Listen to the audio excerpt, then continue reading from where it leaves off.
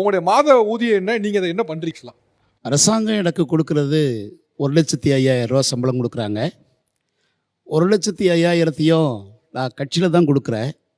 கட்சி எனக்கு மாதம் 11,250 ரூபா சம்பளம் கொடுக்குறாங்க. அதை வச்சு தான் என்னுடைய குடும்பத்தை நான் வந்து பாதுகாக்கிறேன்.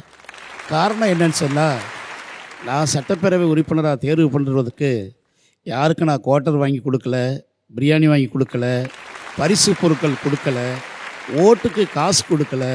இன்னும் சொல்லப்போனால் என்னுடைய சொந்த பணத்தை 1 ரூபா கூட செலவழிக்காமல் சட்டப்பேரவை உறுப்பினராக கதிரகோட்டை தொகுதி மக்கள் தேர்வு செய்திருக்கிறாங்க.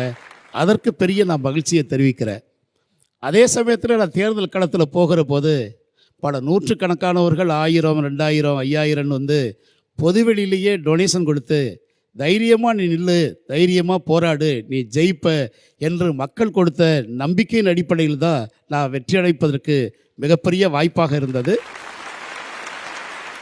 அரசாங்கம் கொடுக்க எம்எல்ஏ அப்படிங்கிற பதவிக்கு உங்களுக்கு அரசாங்கம் கொடுக்கக்கூடிய ஊதியம் வந்து 1,05,000 ரூபாய்.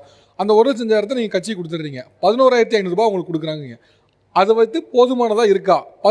நீங்கள் உங்களுக்கு புரிஞ்சுக்க முடியுது, உங்கள் மனைவியோ இல்லை மற்றவங்களோ என்ன சொல்கிறாங்க இதை பற்றி? 1,00,000 ரூபா வருது, 1,00,000 ரூபாயும் கொடுத்துட்றீங்க, 11,000 வச்சு குடும்பம் நடத்தணுங்கிறத மனைவி என்ன சொல்கிறாங்க, உற்ற உறவினர்கள் என்ன சொல்கிறாங்க? உங்களுக்கு 11,000 ரூபா போதுமானதாக இருக்கா? எனக்கு 11,250 ரூபாங்கிறது போதுமானது. என்னுடைய மனைவி 100 நாள் வேலைக்கு போயிட்டுருக்குறாங்க. 100 நாள் வேலைக்கு போகிறாங்களா? சும்மா ஆடு வளர்க்குறாங்க, மாடு வளர்க்குறாங்க, அதனுடைய பயன்பாடு இருக்கிறது.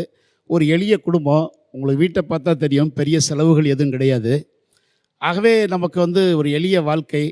என்னுடைய துணைவியார் என்ன கேட்டாங்கன்னா, 1,05,000 சம்பளம்னு சொல்லிக்கிறாங்களே, அதை ஒரு நாளாவது நீ வந்து கண்ணில் காட்டு அப்படின்னு தான் அவங்க சொன்னாங்க. கண்ணில் காட்டுறதுக்கான வாய்ப்பு கையில் வாங்கலை, பேங்க்லேயே டிரான்சாக்ஷன் ஆயிடுது. ஆகவே பேங்க் மூலமே கையெழுத்து போட்டு கொடுத்துறதுனால அது கட்சிக்கு போயிடுதுன்னு சொன்னாங்க. சொன்ன உடனே அவங்க ஒரு மகிழ்ச்சி தான். என்னைக்கு வரைக்கும் பத்திரிகையாளர்கள், மீடியாக்கள் எல்லாரும் வந்து கேட்டபோது கூட என்னுடைய இடையர் சொன்னது, என்னுடைய கணவர் ஏழைகளுக்காக உதவிடுவதில் நான் துணையாக இருப்பதில் மகிழ்ச்சி அடைகிறேனே தவிர அவர் எம்எல்ஏ பதவியை பயன்படுத்தி வீட்டுக்கு ஏது சேர்ப்பார் என்று நான் விரும்பவில்லை என்பதான் சொல்கிறாங்க. ஆகவே அந்த 1,05,000 கட்சிக்கு கொடுக்குற போது டிரைவர், உதவியாளர், கட்சியே ஒரு கார் வாங்கி கொடுத்து மக்களுக்கு சேவை பண்ணுவதற்கு உதவி பண்ணியிருக்கிறாங்க. என்னைய விட என்னுடைய டிரைவருக்கு சம்பளம் அதிகம், என்னைய விட என்னுடைய உதவியாளருக்கு சம்பளம் அதிகம் கட்சி கொடுக்கிறது. அதை நான் மகிழ்ச்சியோடு ஏற்றுக்கொண்டு தான் 11,250 வைத்து என்னுடைய துணைவியார் சிறுக சிறுக கிடைக்கிற உதவிகளை வைத்து ஒரு எளிய வாழ்க்கை.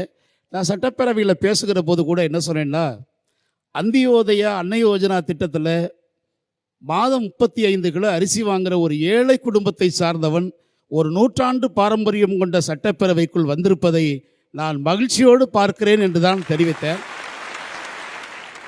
பொதுவாக சிறப்பு விருந்தினர்கள் அப்படின்னா வந்து ஃப்ளைட்லேயோ இல்லை இதுலையோ வந்து நம்ம வந்து பார்ப்பாங்க, தண்ணி காரில் வரதை பார்ப்போம். இப்போ அவர் ஊர்லேருந்து எப்படி வந்தார் அப்படின்னா, ஊர்லேருந்து ட்ரெயின் பிடிச்சி சென்னை வந்துட்டு, சென்னையிலேருந்து அரசு பஸ்ஸை பிடிச்சி கவர்மெண்ட் எம்எல்ஏ ஹாஸ்டலுக்கு போய் தங்கிட்டு அங்கேருந்து கார் வச்சு நிகழ்வுக்கு வந்தார். பொதுவாக ஒரு பக்கத்துலேருந்து ஒரு ஊருக்கே போகும்போது ஒரு எம்எல்ஏ வரும்போது அவர் ஒரு காரு, பின்னால் அவர் உதவியாளருக்கு ஒரு காருன்னு பார்த்துட்டு இருந்த இடத்துல யூஸ் பண்ணது ரெண்டுமே அரசு சேவை தான். மேலே பெரிய விஷயம் சார். தேங்க்யூ. நன்றி சார். நன்றி சார்.